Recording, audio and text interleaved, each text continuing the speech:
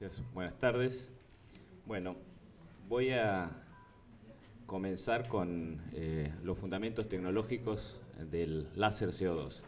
Vamos a dividir, es bastante lo que vamos a ver, todos en general conocen mucho del láser, me interesa remarcar algunas cosas, pero voy a, de cualquier manera, dar una revisión rápida a las nociones básicas, interacción en los tejidos, y vamos a ver puntualmente la tecnología usada en Pixel, en FemiLift y otros accesorios para finalmente hacer un resumen de las aplicaciones que luego cada uno de los doctores van a comentar.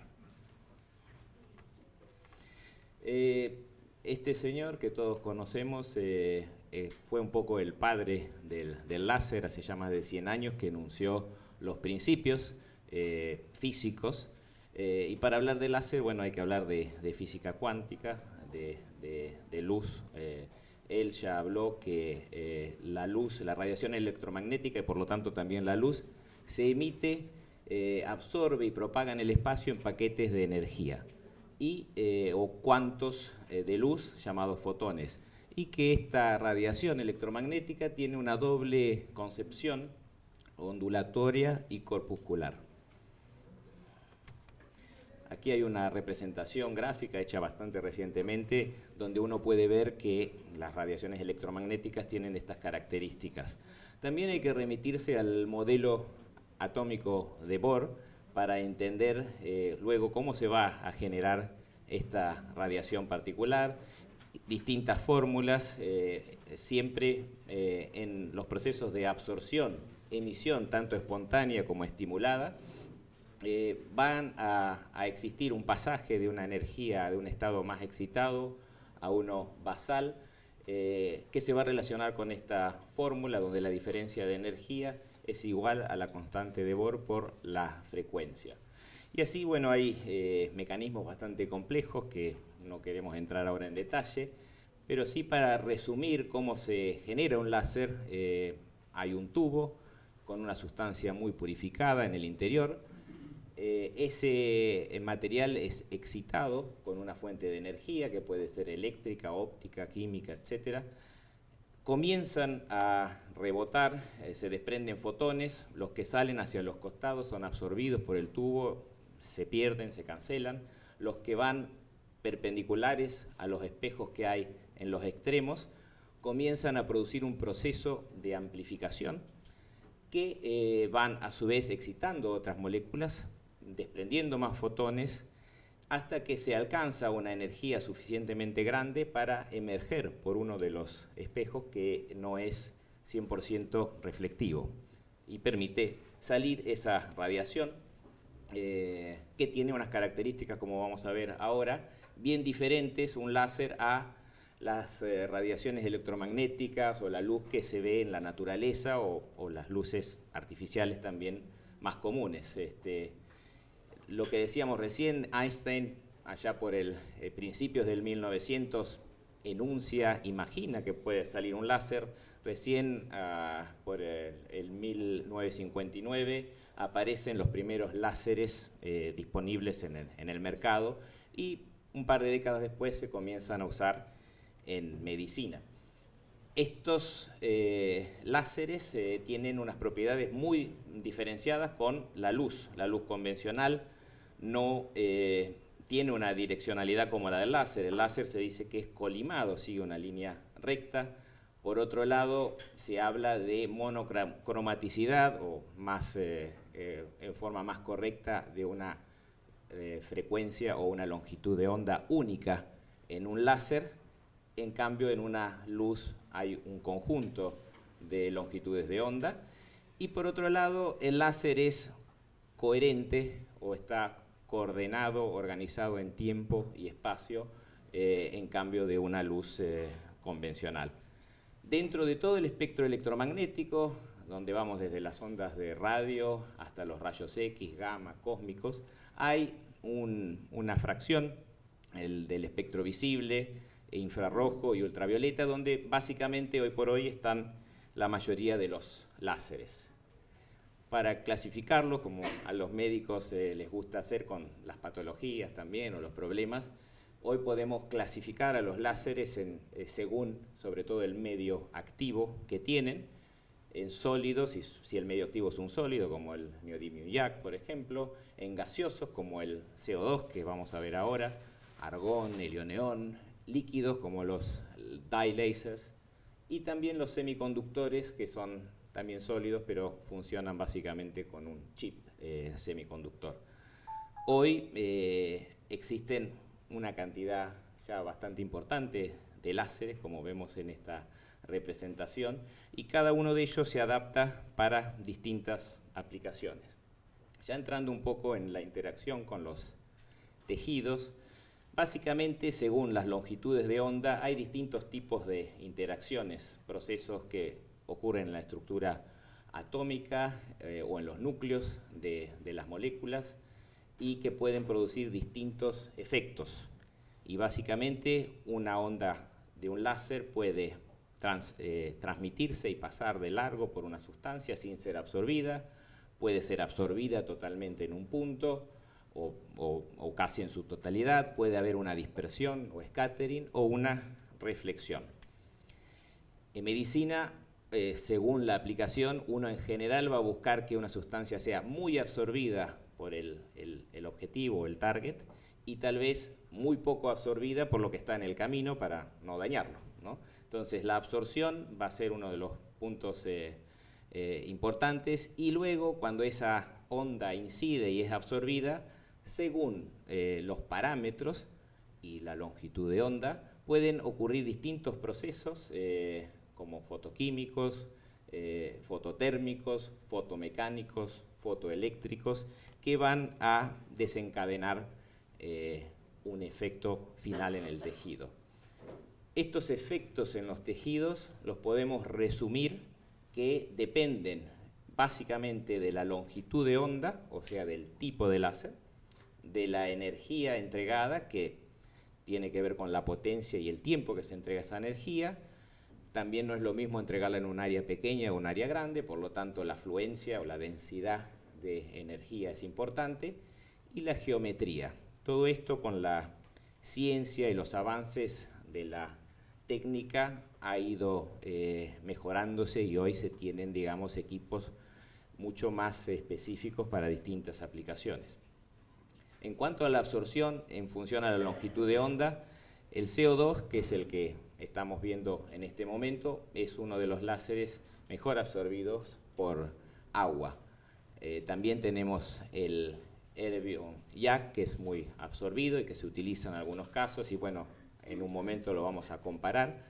Pero no solo la absorción es importante, también la absorción está ligada directamente a la profundidad de acción o la penetración de efecto de un tejido. Entonces, como vemos, algunos láseres penetran más o menos los distintos tejidos. También, como decía, la longitud de onda está relacionada a la profundidad. Hay algunos que penetran un poco más, por ejemplo, el CO2 penetra un poco más que el herbio neón y tiene un mejor efecto térmico para remodelar colágeno. En cuanto a los efectos de la radiación, básicamente uno altera los parámetros, que eso en un momento los colegas van a ir hablando de los parámetros que eligen en cada caso, y según la relación que hay entre tiempos de exposición y densidad de potencia, uno puede tener distintos efectos en los tejidos, efectos más térmicos o efectos más lentos de estimulación o efectos más disruptivos como los de fotoablación. En este caso nos vamos a concentrar en los efectos térmicos, que se pueden dividir en vaporización, básicamente, coagulación, fotocoagulación o desnaturalización, o si son más leves, una reducción de la actividad enzimática.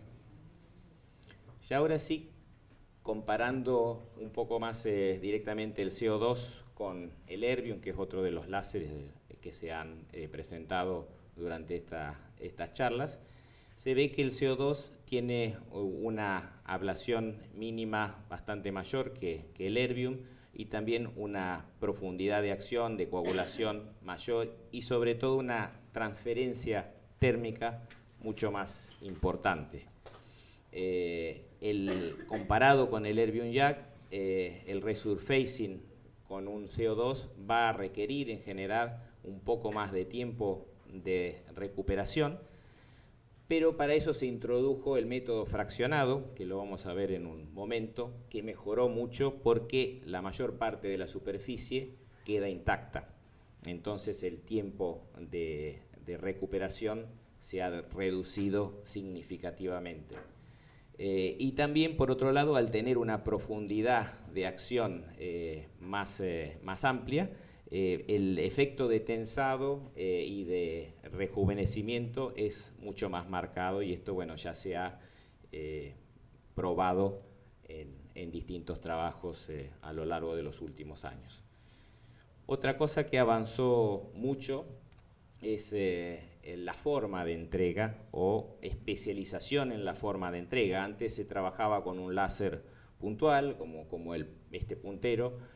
Hoy se puede hacer un fraccionado, se pueden hacer diseños con un escáner, se pueden hacer cosas mucho más específicas y controladas también con mecanismos optomecánicos, electrónicos, lo que hacen que el tiempo de recuperación sea más corto, de sanado, y el efecto sea más específico.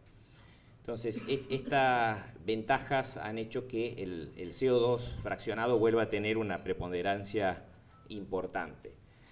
Básicamente, lo que hay en el mercado, el CO2 se puede fraccionar por dos métodos. Uno es por el escáner, usando un sistema optomecánico con galvanómetros y un control electrónico muy preciso, que tiene siempre el movimiento de un haz único en un área determinada. La diferencia con esto, en algunos casos es una ventaja, en otros es una desventaja, es que si, por ejemplo, queremos trabajar con para comparar siempre 100 milijoules por píxel o por punto, con este tipo de tecnología y seteamos el láser en 30 watts, el tiempo de ese disparo va a tener que ser únicamente de 3.3 milisegundos. O sea que va a haber una transferencia térmica corta. Si utilizamos, como sucede con el Pixel o Femilift, que usa la misma tecnología a través de una óptica difractiva holográfica que genera una matriz de puntos, que puede ser 7×7, 9×9, o una línea, uno divide esa energía del haz de una vez en una matriz, por ejemplo, de 81 puntos. Entonces, en este caso, si consideramos la misma energía por píxel y la misma potencia, nos va a permitir trabajar con un tiempo mucho más largo, de 270 milisegundos, con lo cual el efecto térmico va a ser mucho más marcado. El equipo Pixel permite trabajar seteando también la potencia en distintos niveles, con lo cual uno puede priorizar un proceso más ablativo o más térmico, según el tipo de efecto que quiera desarrollar. Y también se ha visto en histología, en numerosos trabajos, bueno, el efecto de la dermis coagulada con el efecto fraccionado muy limitado a un punto, y también una mejora en la alineación de fibras colágenas compactas antes y después en tratamientos dermatológicos, y en este caso, por ejemplo, en mucosa vaginal también se ha visto una mejora considerable en atrofia vaginal con un aumento del epitelio y una mejora en el colágeno y en la vascularidad. Veamos ahora un poco los otros accesorios que se tienen disponibles, aparte de las piezas quirúrgicas focadas, existen piezas fraccionales de distinto tamaño, 7x7, 9x9, la pieza roller que creo que muchos de ustedes ya conocen, que permite flexibilidad en cuanto al área que se va a tratar y una entrega siempre homogénea de energía por píxel. El escáner, que en muchas aplicaciones puede tener un interés, sobre todo por el control y la precisión de trabajo.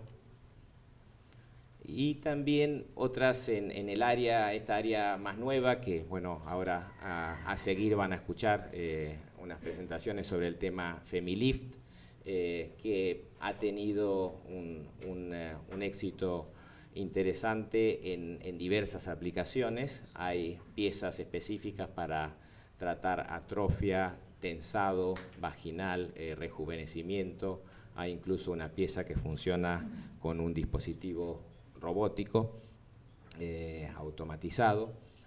Hay piezas para tratar en forma externa, como el FemiTight, para tensado y regeneración de colágeno en superficie, en labios mayores, y el escáner, como mostré recién, también para hacer blanqueamiento, para tratar más la superficie.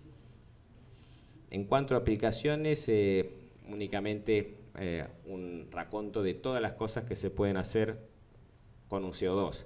Esto ya viene de muchos años de historia. El CO2 se lo utiliza en dermatología. Creo que hay muchas herramientas hoy, pero sigue siendo un equipo muy versátil que permite trabajar en arrugas, resurfacing, rejuvenecimiento, problemas más severos como un rinofima, acné, dermatosis, infecciones, en fin, tiene una cantidad considerable de usos, y con el fraccionado también ha permitido hacer un postoperatorio mucho más llevadero para el paciente, y una aceptación más grande, con las ventajas del efecto térmico mucho más profundo. En cuanto a las aplicaciones de FemiLift, básicamente se lo usa en laxitud vaginal, sequedad, atrofia, infecciones recurrentes, rejuvenecimiento de labios mayores, incontinencia urinaria de esfuerzo. La incontinencia es la enfermedad crónica, una de las más comunes en la mujer, o sea que es un problema muy grande. Para incontinencia leve a moderada, los efectos son excelentes y con un tratamiento muy rápido, sin efectos colaterales. Otra área que estamos desarrollando mucho es el tema de las dificultades o problemas sexológicos, que es algo también muy común en la mujer a partir de una edad media, por envejecimiento o daño obstétrico, que son también bastante comunes, y bueno, esta herramienta permite tener una mejora significativa de estos problemas. Finalmente, hay otras aplicaciones más quirúrgicas también en esta área, como reconstrucción vulvar, labioplastía, tensado del capuchón del clítoris, que tiene una función muy importante en la respuesta sexual femenina, perineoplastía, rejuvenecimiento, estrías. Y aquí, bueno, solo mostrar algunas fotos de antes y después de procedimientos más quirúrgicos, donde se ve que aparte de una cuestión estética, hay también un efecto en la parte funcional y fisiológica, que es lo que por ahí más interesa a los pacientes. O sea, se cuentan hoy en el CO2, en la misma plataforma, con una cantidad de accesorios para todas estas áreas de dermatología, estética, el área íntima femenina, que lo hacen un equipo realmente versátil y muy interesante. Muchas gracias.